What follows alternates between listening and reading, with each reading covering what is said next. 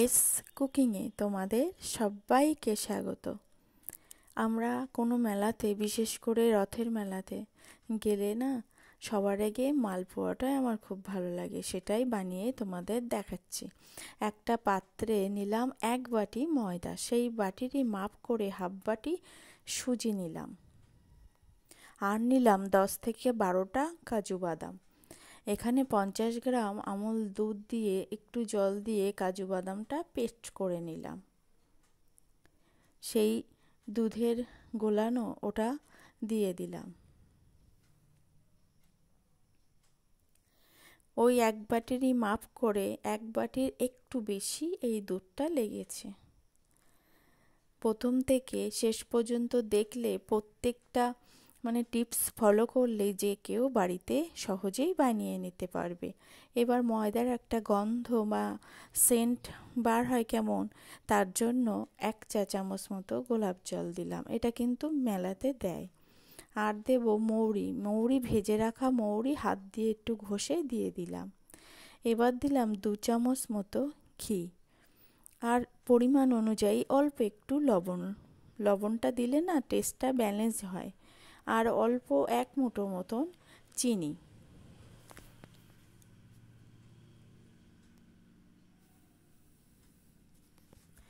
দিয়ে একটা ঘন ব্যাটার বানিয়ে নেব। যেহেতু সুজি দেয়া আছে, এটা কিন্তু পরে ফুলে যাবে।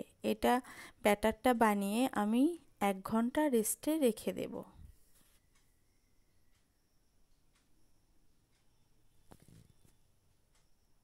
তার মধ্যে এই দিকে একটা চিনির শিরা বানিয়ে নেব বা চিনির রস। প্রথমে জল দিলাম 1 বাটি, ওই বাটিরই 2 বাটি চিনি দিলাম, দিয়ে একটা বেশ চটচটে এটা রস বানিয়ে নেব। এইবার দেখো 1 ঘন্টা পরে সুজিটা ফুলে উঠেছে, ব্যাটারের ঘনত্বটা ঠিক এমন হবে। এইদিকে একটা কড়াই বসিয়ে দিয়েছি তেল গরম হতে, সেই গরম তেলের থেকে 1 চামচ এই ব্যাটারে দিয়ে দিলাম। এটা দিলে কি হয়, ওটা খাস্তা মুচমুচে হয় মেলার মতো। আর এই দিকে শিরাতে 2টো এলাচ মুখ ফাটিয়ে দিলাম সেন্টটা ভালো আসার জন্য। তেলটা গরম হয়ে গেছে, একদম লো আছে, এটাকে একে একে ভেজে নেব।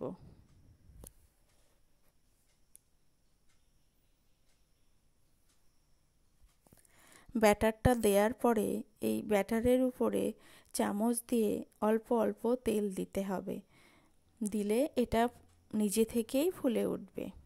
চিনির শিরাটা আমার রেডি।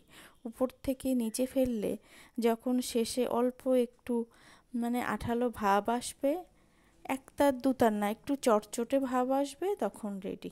এটা অফ করে দিলাম। এইবার এপিট ওপিট লালচে করে মালপোয়াগুলো ভেজে চিনির শিরাতে দিলাম, দিয়ে 5 থেকে 6 মিনিট এটাকে রসে ভিজিয়ে রাখবো। রেখে দিলেই রেডি দারুণ স্বাদের মেলার মতো মালপোয়া।